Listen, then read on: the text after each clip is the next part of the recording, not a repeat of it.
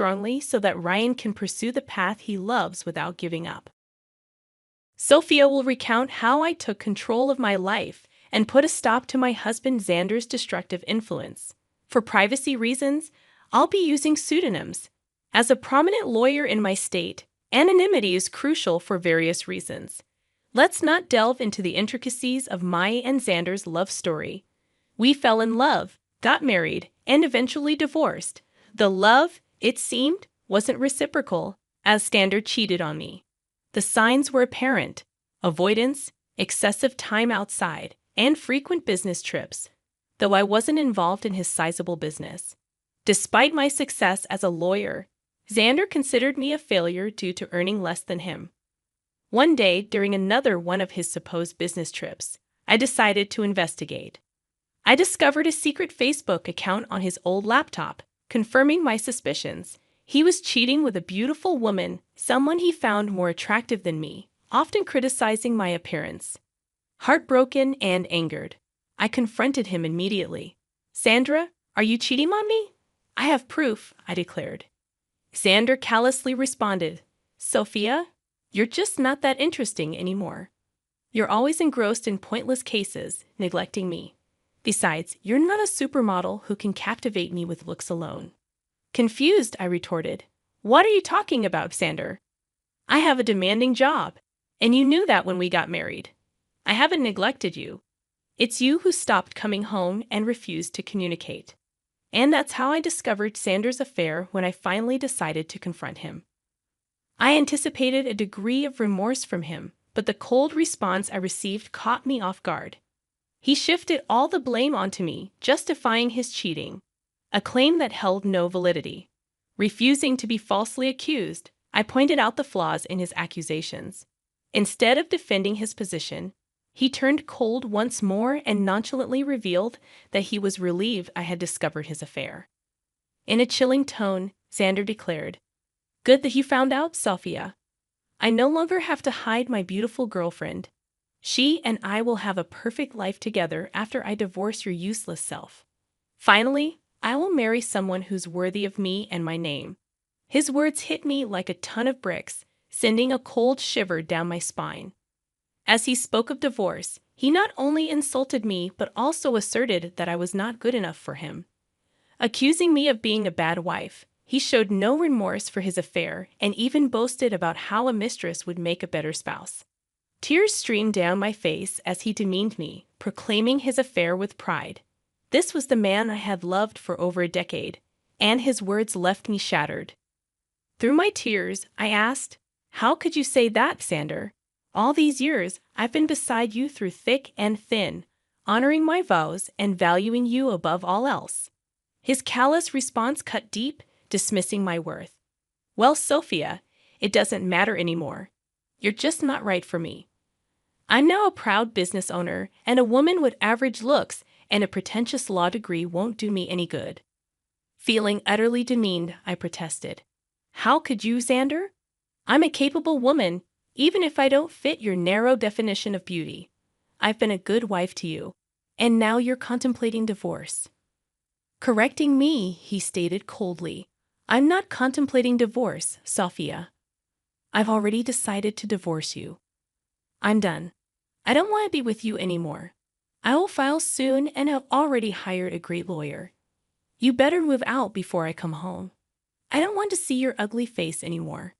A few hours after Xander hung up on me, he sent the divorce papers through a friend who looked at me sympathetically.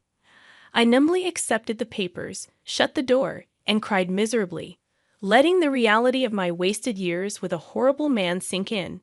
However, I decided I wouldn't let this break me. I was a strong woman who would take control of her life and teach Xander a lesson. When Xander's friend delivered the papers, he mentioned that Xander had talked about drawing out the divorce.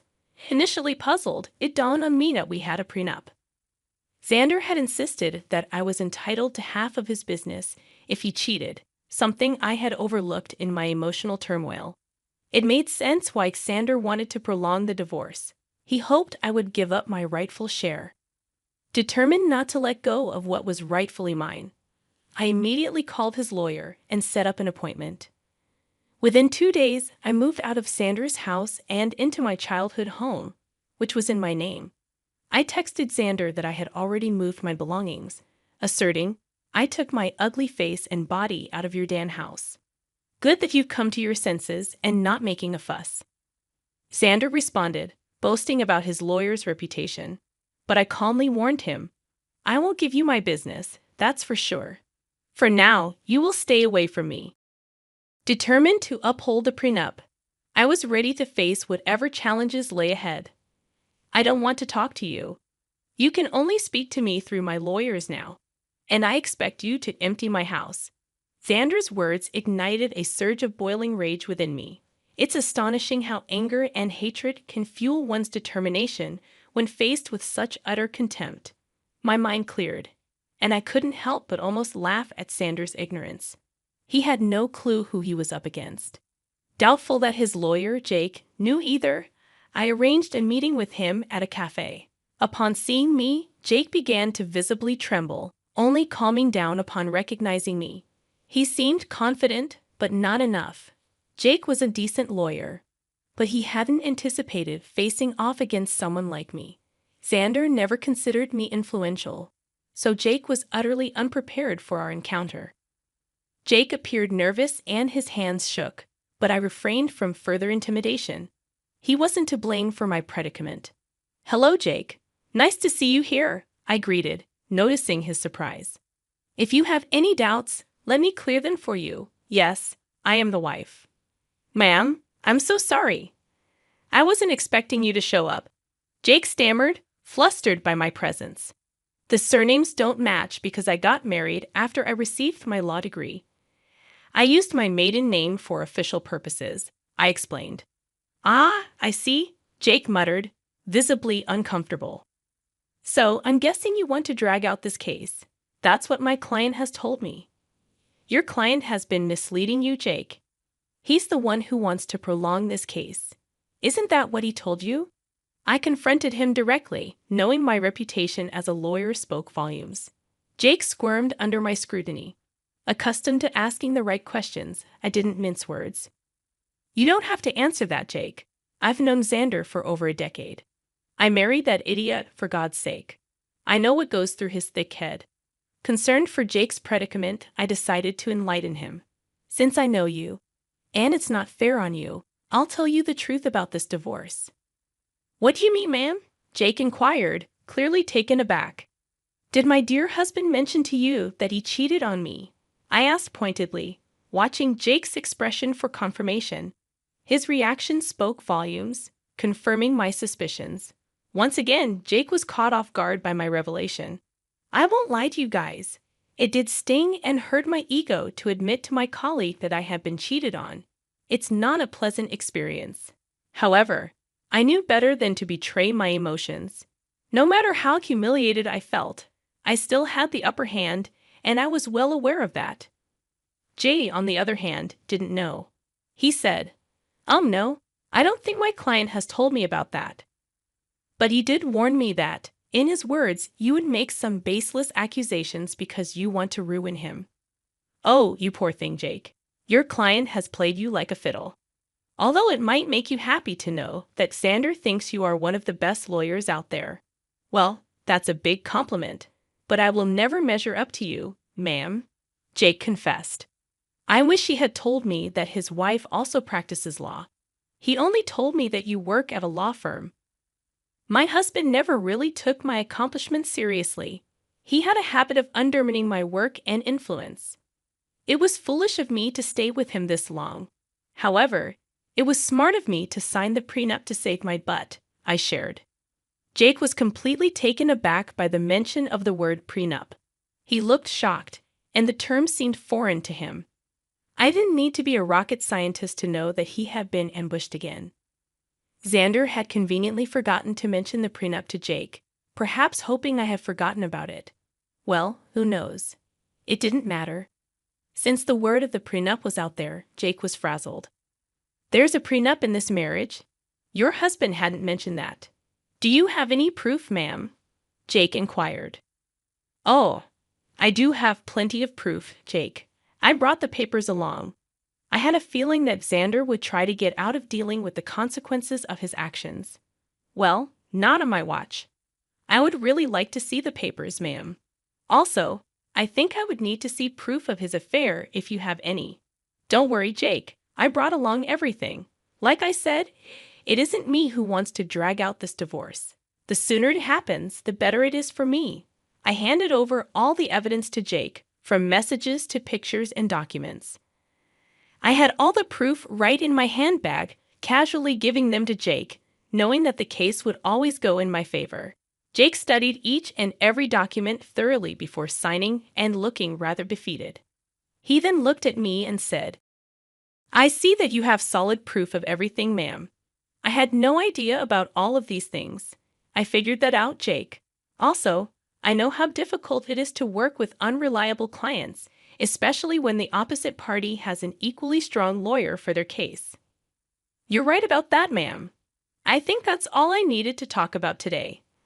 I believe I need to have a serious conversation with my client before I decide to proceed with his case. I'm sure someone will contact you soon, although I can't say that it will be me." I could tell what Jake was hinting at but didn't comment on it. I thanked him for his time and proceeded to walk out of the cafe. I went straight to work and started to prepare my own documents for the divorce. All the lingering sadness was gone. Now, there was this rage within me that was driving me to make sure Xander suffered for what he had done, and I knew he had no way out of this mess he had created. It took Xander one day to get back to me. He called me on my number despite telling me not to contact him directly. It was funny but not surprising. I knew he would find himself in this situation. When I answered his call, he sounded very pissed off. "What the hell did you say to my lawyer, Sophia?" My, look who's calling after telling me to stay away. "Now what happened with your lawyer, Xander? Stop playing around, Sophia. Tell me what you told him that made him quit today. Your lawyer quit today? How sad, Xander. I guess you should have been upfront about your situation and who they would be fighting against. You don't know what you're saying? You are a freaking nobody. I won't let you take away my family business." "Oh, I would like to see you try, Xander. I will hire a better lawyer and doubt you. Just wait and watch. I will destroy you in court. You will come to me begging for mercy." "Well, sounds like a plan, Xander. Good luck with that. But a word of advice from a lawyer. Remember to tell your new lawyer about your affair and the prenup." When I said that, Xander simply hung up on me. It made me chuckle. He was in deep trouble but still didn't know it. He would try every lawyer in town and see if anyone would represent him. I am a known name here, so people knew not to mess with me. Plus, anyone stupid enough to believe his lies would be dragged down to reality when I presented them with my ammo. Xander said that he would make me beg for mercy. I knew that it would be a matter of time before he would come begging at my door. I was right in thinking that Xander would be back, begging at my door. He literally had no other choice. One fine morning, while I was getting ready for work, there was a knock at my door. I was a little confused about who showed up at such an odd time. Imagine my surprise when I opened the door and found my soon-to-be ex-husband, looking forlorn and weary. I invited him in because I didn't want the scene outside my home. I was already dealing with enough. When he came inside, I said, "Make it quick, Xander. I don't have enough time to waste on you. I don't even know why you're here. We were supposed to strictly communicate through lawyers only." "Yeah, about that. I haven't found a good divorce lawyer yet." "Oh, that's sad for you, Xander. You better hurry up because I hear that your mistress has been dying to marry you. I'm not worried about her anymore. Listen, Sophia, we need to talk. You have been sabotaging my lawyer so that they wouldn't take my case. That is very unfair." I immediately laughed when he said that. I couldn't believe that Xander would have the audacity to pin the entire blame on me. This once again showed how little he valued my profession. He thought that just because he was willing to throw money, people would pull at his feet. Oh dear, that's an amazing joke, Xander. Let me just clear that misconception for you. I haven't been sabotaging anything. It's your stupidity that's causing trouble. I don't understand. What did I even do? Should I remind you how you lied to your lawyers about the affair and the prenup? That is enough to make them look like fools in court. Do you think lawyers would jump at representing unreliable clients like you? Besides, I will admit that my name will make a lot of people walk away. You may consider me to be useless, but I actually do have a good name in this profession. Yes, I know that now, Sophia. I've tried being open with lawyers too, but none of them are willing to help me. That's what happens when you try to go against an ironclad prenup. You really should have thought your affair through, Xander. Not that it matters now. The damage is done. No sane lawyer would fight for your cause. You'll be giving me half of your business. Xander's facial expression said it all. He didn't want to lose his business. I mean, that's why he tried to pick a good lawyer and drag out the divorce. He wanted to keep me hanging long enough until I would snap and just leave him alone without demanding half of his company. After a few days, it became clear to him that no one would take his side. Hell, he was even finding it hard to find any lawyer who would go against me. So, he did what he thought was his last resort. He started to cry and beg. Sophia, you know how much this business means to me. Please don't do this. You can take everything else, but please don't ask to split the business. Why not, Xander? You were the one who put in the clause of splitting the business in case you cheated. You think I will give up my rights that easily? I deserve it after the betrayal you threw in my face. It was all a mistake, Sophia, believe me. I have actually put my relationship on hold because I know what a big mistake it was.